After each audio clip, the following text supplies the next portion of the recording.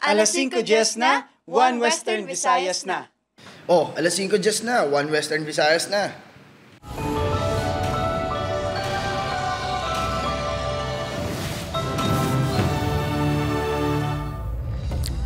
Mga balitang atong tutukan subong nga Biyernes, kakulang sa mga hulot klasihan sa mga bulutuan, ginapangitaan na sa paagi sa DepEd agud may magamit sa pagumpisa sang klase sa Lunes. Mga bulutuan sa Western Visayas handa na sa pagbukas ng klase sa Lunes, June 16. Mga nagahingagaw sa pagpamakal sa school supplies, dagsa. Masobra 1,000 ka nagabiyahe nga tricycle sa Iloilo City, Macabicolorum. Pagadakpon na umpisa Hunyo 19. Pagpangawat sang lalaki sa isa ka apartment sa Barangay Alihis, Bacolod City, nahuli ka. Duha ka separado nga sunog nagluntad sa Hinigaran, Negros Occidental. Kag Tultugan Festival sa Maasin, Iloilo, kampiyon sa festival performance sa Araw ng Kalayaan. Dinagyang festival first runner-up.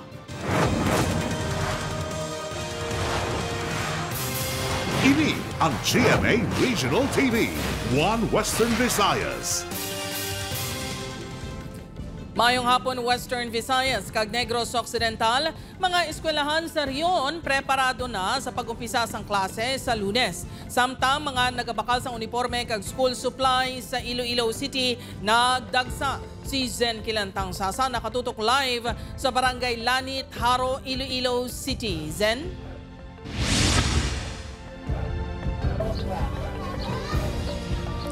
Tanan nga pampubliko nga eskwelahan sa Western Visayas ang halos preparado na sa pagsugod sa school year 2025 to 2026. Tatlo ka adlaw antes ang opisyal nga pagbukas ng klase sa Lunes, naghingagaw pa sa pagbakas ng school supplies kag mga uniforme ang pila ka ginikanan sa downtown area sa Iloilo City. Si Manong Hernani subong lang nagka-budget rason nga subong lang siniginlagaw ang iyang hinablos. Di kay bagunan ta na sa kwarta, ma'am. Last minute na, oh. Sa Kagamutan Elementary School sa Laganas, Iloilo, naghingagaw man sa pagpanglimpyo sa mga hulot klasihan kag pagpanghilamon ang pila ka mga ginikanan agud masiguro nga matinlo ang palibot kag komportable ang mga estudyante sa June 16. Apang nagapabili nga problema ang kakulang sang classrooms, ilabi na subong atig ululan. Mga problems na ma-met, but we see to it nga makakita sa solusyon. Sa subong ginapreparar ang Kalahi Seeds Building nga magaserbe nga alternatibo nga classroom kung mag-ulan nga nagaresulta sang pagbaha sa eskwelahan. May ginpahamtang naman nga hand washing area agud mapasiguro mapabili ng katinlo kag hilway sa balatian ng kabataan. May pila naman kag ginikanan nga naghingagaw pa sa pagpa-enroll. Andigad pa tani kaso lang kay may ginapalo up ko nga mga live birth nga PSA nila. Sa Bacolod City, may pilaman ka mga ginikanan nga naatrasar ang pagpa-enroll sa ila kabataan. Ilabi na sa transferees kag may mga discrepancies sa ila dokumento sang tinalikdan nga school year. Ang aton nga Monday, do hindi pagig sila nga maka-start gid ta dayon no klase kay kami yung mga department heads. So kami gid nagabaton gid sa ila, naga-evaluate sa ila nga mga documents. Nagpasalig naman ang DepEd 6 nga pagabatunon ang late enrollees kag solusyonan ang iban pa nga problema nga ma-monitor sa mga eskwelahan. May 1.1 million learners ang Western Visayas ang tinalikdan nga school year. 995,000 ka estudyante ang halin sa public schools kag posible pa ini nga magsaka. We will ensure that we provide the necessary literacy and numeracy skills sa atong mga kabataan for this school year. Lauman man ang full implementation sang face-to-face classes, magluwas na lang sa mga bulutuan nga may shifting of schedules bangod sa kakulang sang hulot klasihan. Masobra 13,000 ka manunudlo sa malapit 700 ka public kag private schools sa rehiyon ang handa na sa pagbukas ng klase. Samtang masobra 1,000 naman ka police personnel ang iga-deploy sa mga eskwelahan agud mapasiguro ang malinong kag matawhay nga pagbalik sang klase sa Lunes. We'll be establishing some police assistance desk sa mga schools naton. And also, we'll be deploying PNP personnel sa mga areas kung sa diin expected yung mga traffic congestion.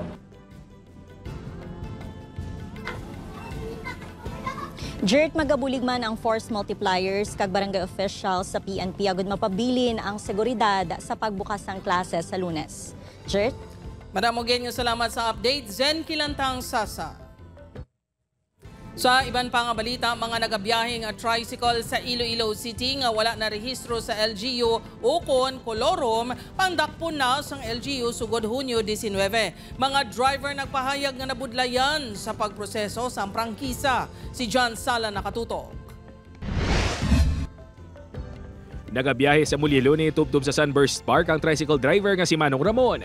Tinuig na ini nga nagapamasada apang aminado ini nga kolorom ini o kung hindi pa rehistrado sa Iloilo City LGU. Makapila ka beses na ini kuno nga nagtuyo asikasuhon ng iya prangkisa apang hindi kuno ini matapos-tapos. Bangod ka nakadto nila sa opisina sang Tricycle Operators and Drivers Association, ginabalibaran man sila.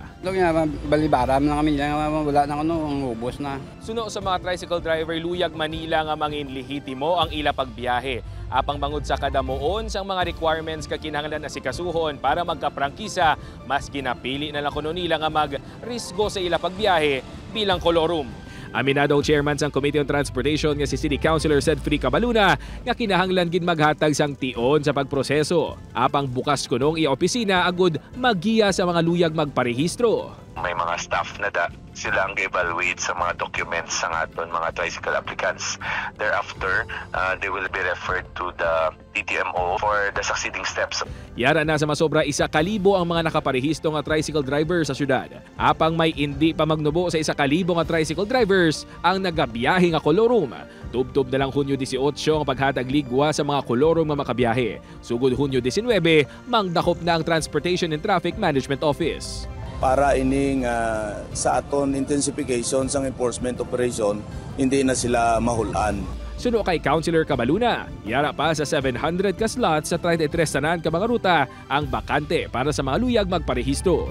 Upon kay Hans Desierto, John Sala. 1 Western Visayas. Para sa dugang mga balita sa Negros kag Panay, mangin kaupod ta si Adrian Prietos. Adrian? Madabo nga salamat, Jert, mga kapuso sa Bacolod City. Kaduha na kabeses nga pagpangawat sang lalaki sa isa ka apartment sa Barangay Alhis na Hulicam. Yaring balita nga itong gintutukan.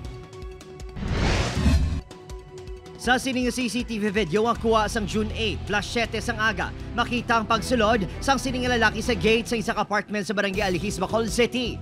Ang lalaki sa video ang ginatudlo nagkawat sa mga branded nga sapatos, bag, bracelet, pati botelya sang ilimnon sang renter nga si Lucky Sinday, 29 anyos. Medyo na trauma na kami gani. Wala gani na nagamit. Tunga gito sa sako na dalaya eh. Wala sang tao sa unit sang biktima sang natabo ang insidente. Ini ang ikaduha na nga beses siging kawatan ang apartment. Sang May 2, alas 6 ang aga, makita ang pagtaklas pagwa sang sining lalaki. Ginguba sang suspect ang doorknob agud makasulod sa unit. Masobra 100,000 pesos na ang balor sang gamit sang biktima nga nakawat sa duha ka insidente. Nagapati ini nga isa lang ka persona ang nagpangawat sa lugar. Apang ginakadismaya sang biktima nga wala gihapon sa natubod nga suspect ang kapulisan. Same man ang pattern sa kawatan. Bali notorious gid siya eh. No permila sila gambal, may pangalan, may ano di sila, may pangalan, pero wala gid. Siguro challenge na para ma-satisfy mga client basta to understand also the parts of hindi masyado ang nakadali mag-identify sa tao. Magabutang sang dugang barbed wire sa pader kag mga CCTV ang tag-iya sang apartment. Pag ako naluoy, gid ko katama sa ila. Kaya kinabudlayan man na nila mo. Tapos siling ko gani, daw na ano gid guro sila. Kaya siyempre, nag-obra sila gabi mo. Di paano nila mabatsyagan siguro ang ano na maski may CCTV pa kami, hindi makita. Opo, Kiril Casillo, Adrian Prietos, 1 Western Visayas. Mga puso, makita sa video nga kuha sa isa ka residente ang magdamol nga aso tugas sa pagkasunog sang isa ka commercial establishment sa bahin sang Barangay Gargato, Hinigaran, probinsya sa Negros Occidental. Pasado alas 12 kay ina sang udto. Sunod sa BFP, 3 tanan ka pwesto ang nasunog. Isa diri ang totally gutted, 2 ang partially damaged. Lakip sa mga nasunog, ang beauty kag agricultural products nga ginabaligya. Padayon ang investigasyon sa gintunaan sa sunog. Samtang sa sining nga video, makita ang pagbinuligay isang mga residente sa bahin sang Barangay 2, Hinigaran, Negros Occidental matapos masunog ang isa ka balay. Miyerkules ang hapon, June 11. Ang balay ginarkilahan ni Lucea Aldea, nakahingagagwa sa balay ang 17 anyos sining anak, apang nakaagom ini sa mga bagras sa lawas. may isa pa ka residente nga nakaangkon sang paso sang natandog ang live wire samtang nagabudig sa pagpalong sang kalayo. May nabatian nga lupok antes ang sunog. Ginatumod ba ang gintunaan sang sunog? Mga kapuso, nakuha sa Tultugan Festival sa Maasin, Iloilo ang kampyonato sa gimpatigayon nga Festival Performance Competition sa Parada ng Kalayaan kahapon, Hunyo 12, 2025 sa Quirino Grandstand sa Manila. Ginpasundayag sa tribo ang pinasahi nga performance nga nagasimbolo sang kultura, musika kag pagkamasinadjahon sang mga Ilonggo. First runner-up naman ang dinagyang festival sang Iloilo City. Samtang nakuha sang Cry of Santa Barbara ang first runner-up sa Parada ng Kalayaan 2025 Historical Float Design Competition. Ginhiwat ang mga aktibidad bilang kabahin sang selebrasyon sang 127 Philippine Independence Day.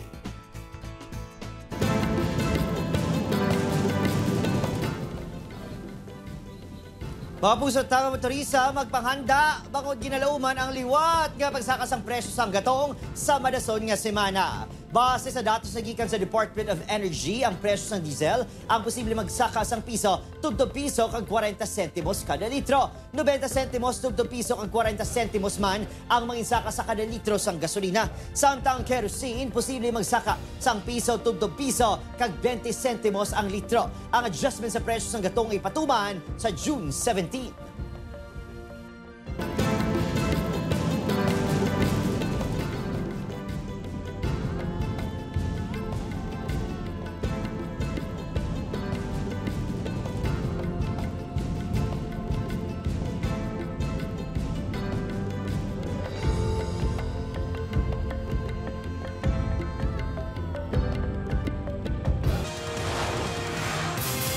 Ini ang GMA Regional TV, One Western Visayas. Ginahulat sa Haro Police Station ang desisyon sa pamilya sa 18 anyos nga babayi nga nabungguan sa ambulansya sa Police Regional Office sa Hunyo 4 sang aga sa Dungon B, Haro. Napatay samtang ginabulong sa ospital ang estudyante sa Hunyo 11. Base sa medical bulletin sini, cardiac arrest secondary to severe head injury ang iyagin kamatay. Ang driver sa ambulansya isa ka police corporal nga ginrelease sang Haro Police matapos naglapse ang reglementary period. Nagtabok ang estudyante agud kun tani magbantay sa pasahero nga jeep padulong sa eskwelahan sa matabo ang insidente. Padulong naman ang police sa Iloilo Police Provincial Office agud magtambong sa medical mission. Kay nasang aga nagpaminta sa pedestrian lane kag rumble strips ang Iloilo City Engineers Office sa lugar. Ginaulat na akong update sa pamilya na magpahin na lang sila kaso pero na ba si Mayara sila compromise agreement para lang sa kinamatarong sa bata. Mga kapuso, ginaduso nga daily minimum wage para sa mga mamumugon nga wala ma-ratify sa Senado kag Kamara. Ginaproponer nga saka makabig nga naalimunaw na. Si Zen Kilantang Sasa nakatutok. Napaslawan ang Senado kag Kamara nga malabot ang konsensus sa ginaduso nga pagpasaka sa minimum wage sa mga empleyado. Ini matapos nga nag-adjourn ang Senado kag Kamara nga wala maadoptar ang wage hike bill. 100 pesos nga wage increase ang ginaprubahan sang Senado sang February 19, 200 pesos naman ang ginaprubahan sang Kamara sang June 4. Nagpabutyag sang pagkadismaya ang pila ka mga minimum wage earners matapos nga wala ma-ratify ang wage hike bill nga ginakabig kun tani nila nga dako nga bulig para sa ila adlaw-adlaw nga kinahanglanon. Ang budget ko lang, especially kung may pamilya. Suno sa isa ka ekonomista, bangod wala makakonvene ang bicameral committee, agud kun tani makita ang House and Senate versions ng hagna. Hindi na ini mapadayon pa. Buot silingon, kung may porsigidugid, i-refile na lang ang bill sa 20th Congress. Pabor naman ang ekonomista sa dugang nga saka sa daily minimum wage apang dako ang mga epekto sini sa pagmahal sa mga produkto, kaglabi nga matamaan ang mga magagmay nga negosyo. Kung ikaw manugbakal, mabakal kay mo sa mahal nga produkto nga ang aton competitors mas barato. No? So we cannot blame also our own SMEs, kabahala nila kay tiralas na mabawi sa ilang labor cost. Padayon naman nga nagalaom ang mga mamumugon nga mahatagan prioridad sa gobyerno ang pagpasaka sang sweldo agud mabuhinan man ang ila palasanon. Upoy kay Cirilo Renduque, Zen Kilantang Sasa, One Western Visayas.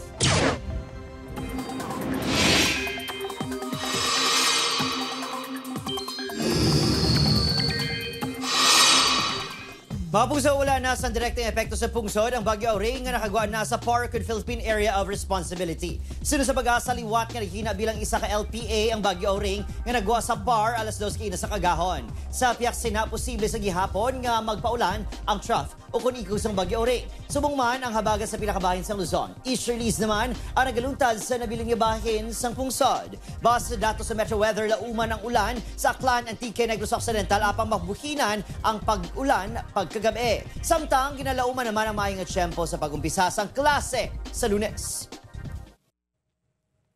Mga kapuso, ginlunsar subong adlaw sa Iloilo City ang benting bigas. Meron na ang 20 pesos rice program sang gobyerno. Kaya na sang aga, ginpatigayon ang pilot run sini sa talatapan sang National Food Authority 6. Ini ang ginpangunahan sa Department of Labor and Employment 6, Department of Agriculture Western Visayas, kag NFA. Nagsugod subong nga Hunyo, tubtub sa Disyembre, target sang dole nga makabaligya sang 20 pesos kada kilo sang bugas sa 4,500 ka minimum wage earners sa 33 ka kumpanya sa riyon. Napulo ka kilos ang bugas ang pwede mabakal sa benepisyaryo kada bulan. Ang mga partisipante nga kumpanya amo ang hatagan sa permiso nga makabaligya sa ila na identify nga mga empleyado. Sa tion nga maproseso ang Memorandum of Agreement kag iban pa nga dokumento sa Food Terminal Incorporated. Iga monitor naman sa DOLE kag DA ang pagbaligyaanay para mapasiguro nga ginasunod ang kasugtanan. Mga kapuso, pila ka evacuees nga naga-istar sa guwasang 6-kilometer permanent danger zone sang Mount Canlaon ginpapuli na. Mga hulot klasihan ginapreparar na sa pagbukas ng klase sa Lunes. Si Aileen Pedreso nakatuto. Matapos ang kapinanong kabulan nga pagtinero sa evacuation center, humalinsang naglupok ang Mount Canlaon sa Disyembre, ginpasugtan na nga makapauli ang 89 ka mga individual. Nagikan ini sila sa 3 ka barangay sang Araal, Hagimit, kag Yubo sa La Carlota City nga nagabug-os sang 254 ka mga pamilya. Based pa lang sa initial reports manamon is ang mayara na kami to mga bus nga gin-deploy dito sa La Castellana para magbulig sa hauling or sa pagtransport sang aton nga mga evacuees. Ang mga medyo layo ya sa amo na nga area sa 6 kilometers, pwede na sila ya kabalik. May masobra pa 200 ka individual nga nag-iistar sa sulod sang 6-kilometer PDZ nga wala pa ginpapauli apang ginsaylo sa gymnasium kay evacuation centers ng LGU. Ang desisyon na base sa rekomendasyon sa CDRRMC kag iban pa nga ensya sang gobyerno agud hatagan sang ligwang pagbukas ng klase sa Lunes, June 16. Sa monitoring sang OCD-NIR kag DepEd Negros Occidental, padayon na nga ginatinuan kag ginahanda ang mga hulot klasihan nga ginhalinan sang evacuees nga ginalakipan sang La Carlota South Elementary School 2, La Carlota North Elementary School, kag La Carlota City College Cubay Campus. Reported, ready na talaga nga sila for classes. Yung prioritize di kampang araw sa outside the 6-kilometer nga extended danger zone. But ang remaining araw sa sulod sa danger zone, iside doon sa main evacuation center. Yung mga schools sa evacuation center, they will conduct na face-to-face classes. Sa La Castellana, ginpasaylo sa covered courts ng eskwelahan ng evacuees nga nag-iistar sa sulod sa 6-kilometer PDZ para sa pagbukas ng klase. May dugang nga tents nga i-set up sa guwas ng eskwelahan. Sa Bago City naman kag San Carlos City, sa tent cities, nagapabilin ang mga evacuees. Upod Garuel Banggoy, Aileen Pedreso, 1 Western Visayas. Pila ka job seekers na hired on the spot sa ginpatigay nga Kalayaan Job Fair sa Bacolod City kag Iloilo City kahapon. Yaring balita nga aton gintutukan. Masobra 5,000 nga job vacancy ang gintanyag sa job seekers sa ginhiwat nga job fair sa Iloilo City. 52 ka local kag overseas employers ang nagpasakop sa job fair nga nagtanyag sa obra, kasubong sang admin works kag accounting assistants. As of 2 p.m., 63 ka job applicants are na hire on the spot. Hindi ka makikalipay kay nitugid ang obra kay ditong audio para makabuli ako sa kanya mga libayon kag kay nanay. Starting positions nung sa mga entry level positions nga tawag naton. So may ara kita sa mga white collar jobs, no. When do you want to start? So you're hired on the spot and you will start tomorrow. Confident sa pagsabat sa job interview ng fresh college graduate nga si Jayan Lay Basco nga taga Bago City. Bago nakitaan sa potensyal apesar wala sang job experience, hired on the spot ini.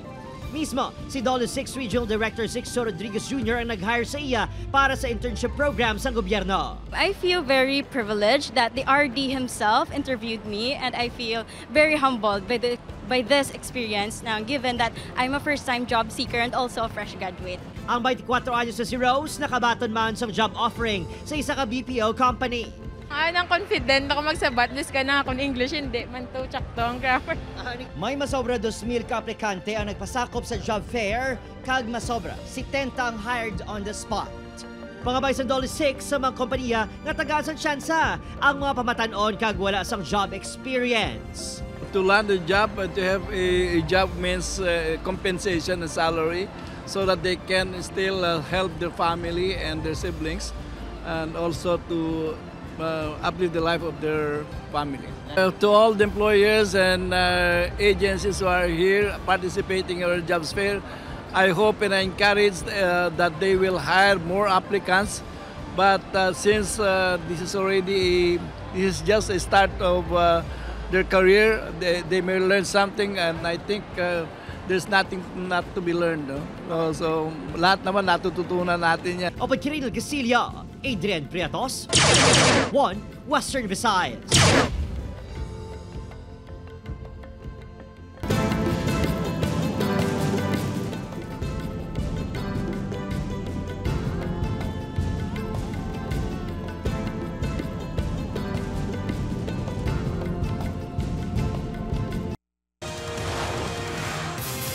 Ini ang GMA Regional TV, 1 Western Visayas.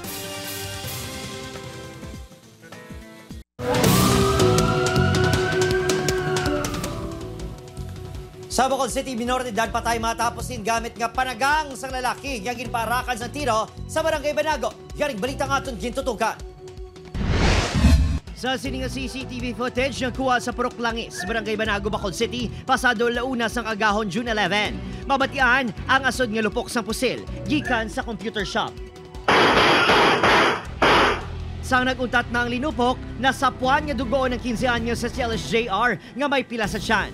Gindalagan pa sa ospital apang ginbawian man kabuhi. Sunod sa mga saksi, may nagpundo nga auto, kagin para kantiro si alias Alvin nga ginaaligar drug personality kagawatan nga pangayaw sa lugar. Apang ang minor de edad ang napuruhan. Pagtiro ya, ato si Alvin nagdalagan pasulod, nagsunod ang bata sa iya dalagan.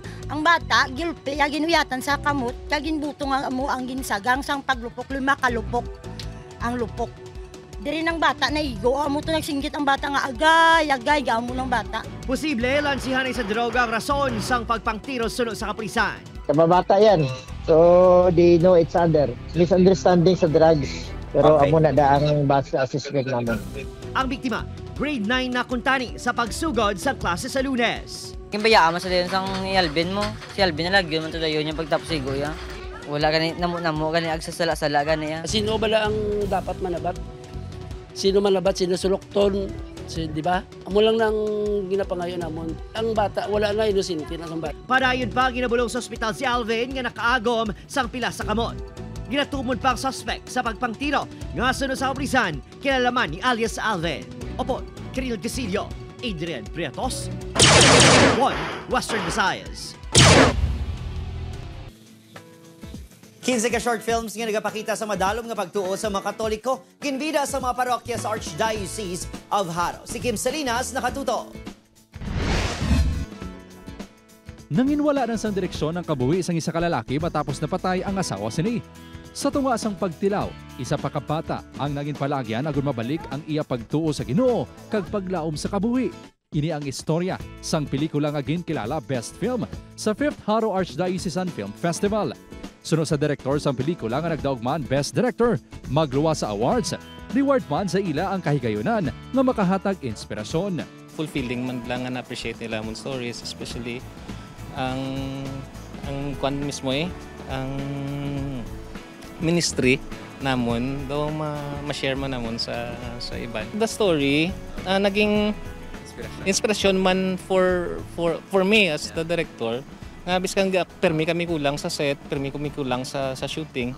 although wala man ko nawadan sang hope. Nakuha naman sang St. Joseph the Worker Parish sang San Isidro Haro, Iloilo City ang second best film kag best in screenplay. Third best film naman ang Holy Child Parish sang Bado, Kalinog. Ang film festival ang tuigan nga aktibidad sang Archdiocese of Haro nga nagapakita sang madalom nga Katoliko nga pagtuluhan bilang pagselebrar sang 59th World Communication Sunday. Ang kahiwatan ang isa man sa mga palagyan sa mga youth ministries nga mapakita ang ila talento kag abilidad sa paghimo sang film para sa ikaayo sang simbahan. Ang mga films ang isa-isang agin live stream sa Facebook sang Archdiocese of Haro sang Hunyo 1. Nasentro ang mga istorya sa mga tuig sa tema nga umaasa kahit wala ng pag-asa. Kadungan sang Jubilee Year of Hope. Ang story gidya nga ang hope no yara sa mahal nga Dios. Na do nagadirekta siya sa ang pagtuon naton sa mahal nga Dios despite sa mga inagyan nila sa kabuhi. Upod kay Romel Porquia, Kim Salinas, 1 Western Visayas. Mga kapuso, nagtukod na ang Iloilo City LGU sa task force para mas matutukan pa ang MPOX sa syudad. Katungdanan sa task force ang pagplano kag pag-implementar sa mga pulisa tubtob sa barangay level. Lakip man diri ang pag-evaluate sa mga lugar nga may na-report nga kaso sang MPOX. Ang task force ang ginapangunahan sang Iloilo City Health Office upod sa 12 pa ka department sang LGU kag nagkalain-lain nga sektor. Ano mang confirmed MPOX cases sa syudad? Ang pagtukod sin is mapapakod pagid naton ang coordination, mas effective ang coordination kung may ara kita sang task force. Mga kapuso, Father's Day natala na nga sa Ulugon sa Domingo nga adlaw. Pagimakas kag dedikasyon sa mga padre de pamilya, tutukan ta upod kay John Sala. Ulan kag init ang ginagwanta ni Tatay Elmer ka 35 katuig na nga traffic aid sa Iloilo City. Hindi kuno ini maguntat sa pagpanikasog. Bangod ang iya, 2 ka mga kabataan, 4 ka apo kag asawa ang iya inspirasyon. Mensahe sini sa mga kasubong at tatay. Hindi gid ka mo maguntat sa serbisyo bilang bisan pigado lang. Basta sige-sige siya sa maayo, wala nga pa maagi. Nagatulo ang balhasang tricycle driver nga si Tatay Cyril bangod sa kapaang. Aminado ini nga may mga tion nga daw mag-give up na ang iya lawas. Apang makita lang kuno sini ang pictures ang iya pamilya. Energized na niliwat sa pagpamasada. Magluwas nga tricycle driver, isa man ini ka pastor. Sa gid nag-inspire sa ako ng ato na may dito sa langit, no. Kay kunang taon nato niya ang tanan ka kabudlay kag kabugat sang kasalanan ng tao ginimo man sang Dios sa aton na may dito sa langit, no. Kag ginatag niya man ganing kabuhi para sa aton bisan mabudlay kag ano. So amo man sa akon ginatindugan ko man bilang isa kamay nga para sa akon kabataan, sa akon pamilya, himuon ko man ang tanan. Ang BPO worker nga si Paul sa piyak sang trabaho, nagahimakas nga mahatagan gid sa nagakaigo nga tion ang anak nga siyang nagpadako. Whatever we're doing, if ang amon nga bata is kinahanglan sa amon nga oras, we're willing to drop everything, whether that's a business meeting or a work in the office. To all fellow dads out there who are raising their children with heart, courage, and joy, happy Father's Day. Madamo sang pamaagi agud ipakita sa aton mga amay ang pagpalangga sa ila adlaw. Perfect ang mga pastries, kaya isang siningang mga Father's Day themed bento cakes and cookies. A sweet way para mapabatsyag sa aton mga tatay nga espesyal sila. Upod kay Hans Diciarto, John Sala. 1 Western Visayas.